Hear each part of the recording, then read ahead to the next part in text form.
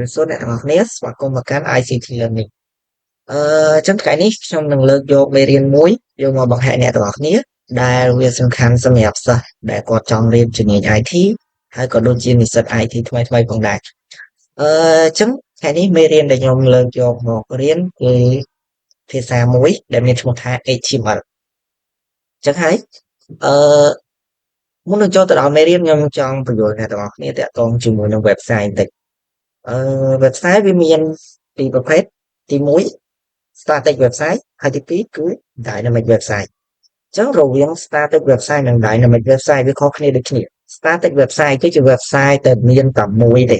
ដែលមានតែមួយ page វានឹងបង្ហាញតែអ្វីដែលត្រូវបង្ហាញមកទេ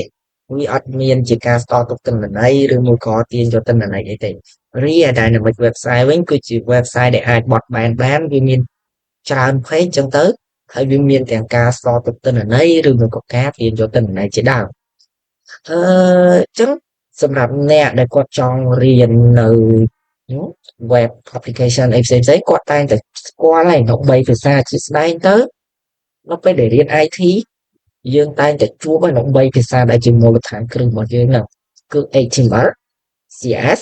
និង JavaScript ខ្ញុំនឹងបញ្យល់អ្នកទាំងអស់គ្នាមួយថាតើ HTML ជាអី CS ជាអី JavaScript ជាអីសំណួរសួរថា why we should learn HTML ហេតុអីបានជាយើងត្រូវរៀន HTML អញ្ចឹងមុននឹងយើងដឹងថាហេតុអីបានយើងត្រូវរៀន HTML យើងត្រូវដឹងសិនថាតើ HTML ជាអីឬក៏ what is HTML ហ្នឹងអញ្ចឹង HTML វាមានពាក្យពេញរបស់វាគឺវាមកពីពាក្យថា Hypertext Markup Language អញ្ចឹង Hypertext Markup Language ឬមួយក៏ HTML ហ្នឹងគេប្រើប្រាស់វាដើម្បីបង្កើត web page static website និង web application ផ្សេងៗអញ្ចឹងត្រង់ web application ខ្ញុំអត់ទាន់ប្រាប់អ្នកទាំងអស់គ្នាទេ HTML បើសិនជាប្រៀបទៅនឹងផ្ទះមួយ HTML វាដូចជាគ្រោងមួយដែលវាមានដូចជាឈើមានធ្នឹមមានសសរអញ្ចឹងទៅវាជាគ្រោងមួយរីឯ CSS វិញ CSS វាប្រៀបដូចជាយើងតុបតែងផ្ទះនឹងដោយការបូកការលាបថ្នាំការតាំងនៅគំនូរផ្សេងៗអញ្ចឹងទៅបានន័យថាយើងប្រើ CSS ដើម្បីទៅលម្អអាគ្រឿងដើម HTML របស់យើងរីឯ JavaScript បើប្រៀបទៅវិញវាដូចជាប្រព័ន្ធទឹកប្រព័ន្ធភ្លើងនៅក្នុងផ្ទះហ្នឹងអញ្ចឹងវាធ្វើឲ្យផ្ទះហ្នឹងវាមានសោភ័ណភាពហើយមានដំណើរការនៅក្នុងហ្នឹងអញ្ចឹងបាទអញ្ចឹងចូលមកកាន់ចំណុចបន្ទាប់គឺដើម្បីរៀននៅភាសា HTML ហើយនិង CS និង JavaScript ហ្នឹងបានតែយើងត្រូវមានអីគេខ្លះទី1យើងត្រូវមាននៅ web browser របស់យើងអញ្ចឹង web browser របស់យើងអឺមានដូចជា Chrome Opera Firefox និង Microsoft Edge ជាដើមចំណុចទី2នោះគឺ text editor អញ្ចឹង text editor របស់យើងបានន័យថាមិនបានន័យថាយើងប្រើប្រាស់កម្មវិធីអីដើម្បីមកសរសេរកូដហ្នឹងមានដូចជា VS Code ឬក៏ Visual Studio Code ហ្នឹង Notepad ហើយនឹងមានកម្មវិធីជាច្រើនទៀតដែលយើងអាចយកវាមកសរសេរបានយើងចូលទៅដល់កន្លែងនេះបានយើងត្រូវចូលមកតម្លើងនៅកម្មវិធី VS Code របស់យើងសិនអញ្ចឹងយើងបើក Chrome របស់យើងមកឬក៏ browser របស់យើង web browser របស់យើងអញ្ចឹងយើង search ពាក្យថា VS Code download ចឹងមកអញ្ចឹងគឺយើងចុចយក website លើគេហ្នឹងមួយទៀតគ្នាយើងបើប្រើប្រាស់ Windows ឬក៏ Mac អីផ្សេងៗគ្នាយើងតម្លើងតាមហ្នឹងមកតែខ្ញុំប្រើ Windows អញ្ចឹងខ្ញុំ download នៅ Windows បន្ទាប់មកយើងធ្វើការរងចាំវាបន្តិចវាកំពុងតែដំណើរការហើយ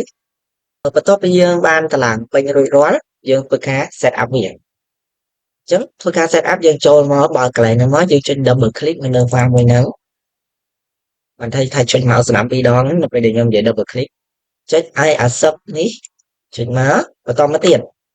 គឺយើងចុចពាក្យថា next បន្តមកត្រង់កន្លែងនេះគ្នាយើងអាចរើស folder បានតែខ្ញុំអត់ដូរទេខ្ញុំដាក់វាទៅក្នុង program file និង VS Code នឹងឯងចុច next បន្តមកទៀតគ្នាយើងចុច next មួយទៀតមកអញ្ចឹងត្រង់កន្លែងនេះបើសិនជាគ្នាយើងចង់create នៅ icon មួយហ្នឹងលើ desktop របស់យើងគ្នាយើងចុច text មកបើសិនជាគ្នាយើងអត់ចង់បានអាហ្នឹងទេអញ្ចឹងគ្នាយើងមិនបាច់ text ទេប៉ុន្តែកន្លែងហ្នឹងខ្ញុំ recommend ឲ្យ text ទៅចុច next បន្តមកទៀតគ្នាយើងចុច install អញ្ចឹងធ្វើការ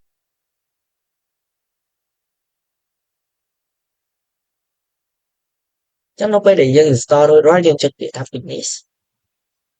វានឹងបើកនៅ VS Code ឲ្យយើងបន្តហើយខ្ញុំមានវិធីសាស្ត្រមួយឲ្យអ្នកទាំងអស់គ្នាយល់បើសិនជាអ្នកទាំងអស់គ្នាបើកចេញមកអត់ចេញទម្រង់បែបនេះទេអ្នកទាំងអស់គ្នាអាចចូលទៅកាន់កន្លែងនេះអ្នកទាំងអស់គ្នាចូលទៅក្នុង File Explorer របស់យើងណាបន្តមកទៀតចូលមកកាន់ Drive C របស់យើងឬក៏ Drive D Drive អីចឹងទៅដែលគ្នាយើងចង់ទុក source code ដាក់ក្នុងហ្នឹងអញ្ចឹងខ្ញុំទុកនៅក្នុង Drive C ហើយខ្ញុំបង្កើត folder មួយឈ្មោះថាខ្ញុំរៀនទៅលើ HTML អញ្ចឹងខ្ញុំដាក់ថា HTML project ចឹងទៅអញ្ចឹងខ្ញុំបាននៅ folder មួយឈ្មោះថា HTML project អញ្ចឹងក្រោយមកទៀតខ្ញុំចូលមកកាន់ VS Code របស់ខ្ញុំវិញបន្តមកទៀតនេះយើងចុចត្រង់ file ហើយយកពាក្យថា open folder បន្តមកទៀតគ្នាយើងបោះមករកពាក្យថា HTML project នេះ folder ដែលយើងបានបង្កើតមិញណាចុច select folder គ្នាយើងនឹងបានមកទម្រង់បែបហ្នឹងហើយក្រោយពីគ្នាយើងបានទម្រង់បែបហ្នឹងមកភ្លាមគ្នាយើងត្រូវការតឡើង extension មួយចំនួនអញ្ចឹង extension មួយចំនួនដែលយើងត្រូវតឡើងមានអីគេខ្លះមកអញ្ចឹងយើងចូលមកកាន់ extension ហ្នឹង extension ហ្នឹងចូលមកកាន់ extension ហើយគ្នាយើងតឡើងពាក្យថា live ដកគ្នានេះ server អញ្ចឹងគ្នាយើងតឡើង live server មួយហ្នឹងមកគ្នាយើងចុច install មកហើយមួយទៀតគឺ live preview ចឹងគ្នាយើងតឡើងពីរហ្នឹងសិនចាំខ្ញុំប្រាប់ថាអាហ្នឹងគេប្រើប្រាស់វាមិន extension ហ្នឹងចឹងនៅពេលដែលគ្នាយើងតឡើងរួចរាល់គ្នាយើងរងចាំបន្តិចទៅដើម្បីវាតឡើងរួចរាល់នៅពេលដែលវាតឡើងរួចរាល់ហើយគ្នាយើងចូលមកកាន់កន្លែង explorer វិញខាងលើចុចកន្លែងនេះយើងផ្លែចោលបែបចឹងគ្នាយើងឃើញកន្លែងនេះអត់កន្លែងនេះគេដាក់ថា new file ចឹងយើងចុចត្រង់ពាក្យ new file មួយចឹងយើងមករៀនបង្កើត no file HTML មួយគ្នាមក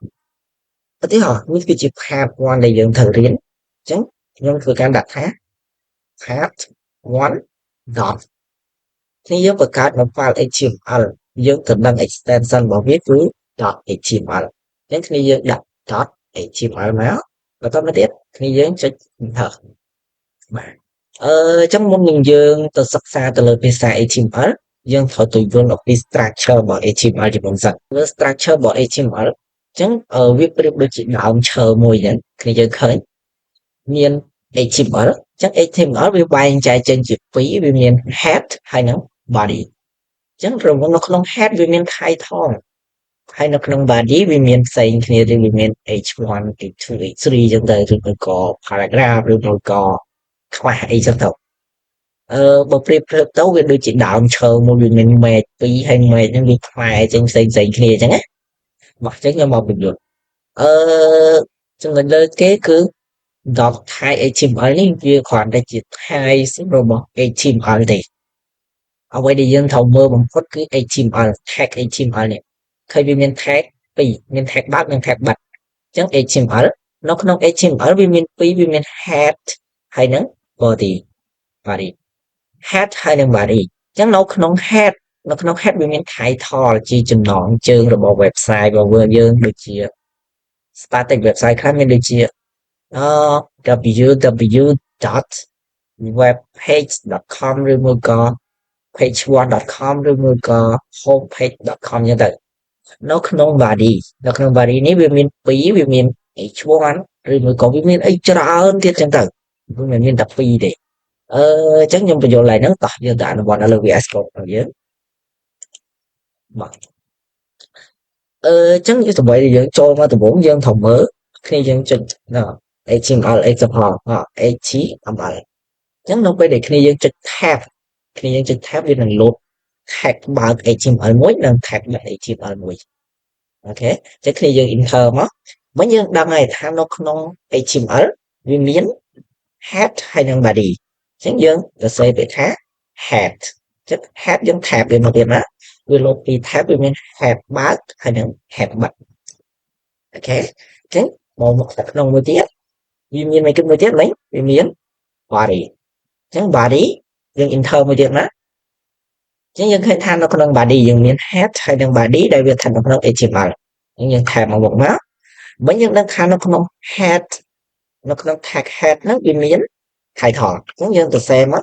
title អូខេវាមាន tag បើក title និង tag បិទ title អញ្ចឹងអានេះគេហៅថា tag បើកអានេះគេហៅថា tag បិទអញ្ចឹងនៅក្នុងនេះខ្ញុំដាក់ពាក្យថា part 1 ឬមួយក៏ homepage.com អញ្ចឹងទៅ .com អញ្ចឹងទៅក្រោយពីគ្នាយើងយល់ប៉ុណ្ណឹងហើយនៅក្នុង body វាមានផ្សេងទៀតអញ្ចឹងនៅក្នុង body វាមានមិន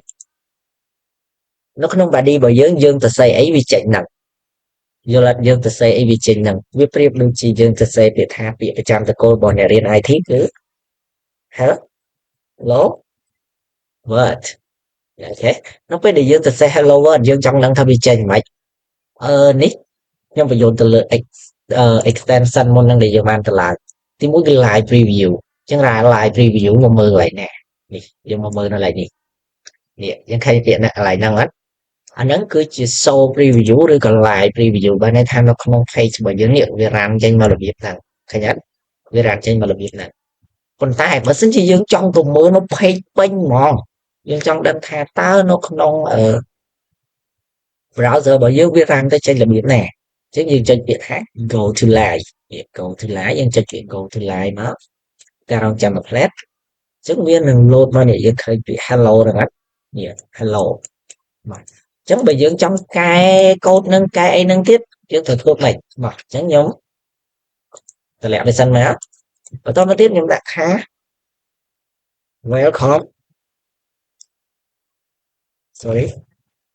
welcome to ICT learning demo welcome to ICT learning ចឹងគ្នាយើងចុច control S ដើម្បី save វា sorry ខ្ញុំនឹងបតាយចឹងគ្នាយើងចុច control S មកបន្តទៅទៀតគ្នាយើងអាចមកមើលបាននៅត្រង់ browser របស់យើងមកអញ្ចឹងយើងមកមើលនៅ browser របស់យើងដែលយើងបាន run មុនហ្នឹងនេះ browser របស់យើងវានឹង reset ឲ្យយើងហើយ hello welcome to ICT learning អញ្ចឹងក្រោយពីយើងបានប៉ុណ្្នឹងហើយយើងយល់ហើយថានៅពេលដែលយើងទៅសេទៅវាបែបម៉េចអីបែបម៉េចវាចេញបែបណាអ្នកនរគ្នាអាចមើលតាមបានអញ្ចឹងតោះក្រោយពីគ្នាយើងបានប៉ុណ្្នឹងហើយមកអញ្ចឹងយើងយល់បន្ថែមយើងត្រូវមករៀនបន្ថែមមកអានេះយើងទៅសេអីចេញហ្នឹងឥឡូវយើងមកសិក្សាអំពី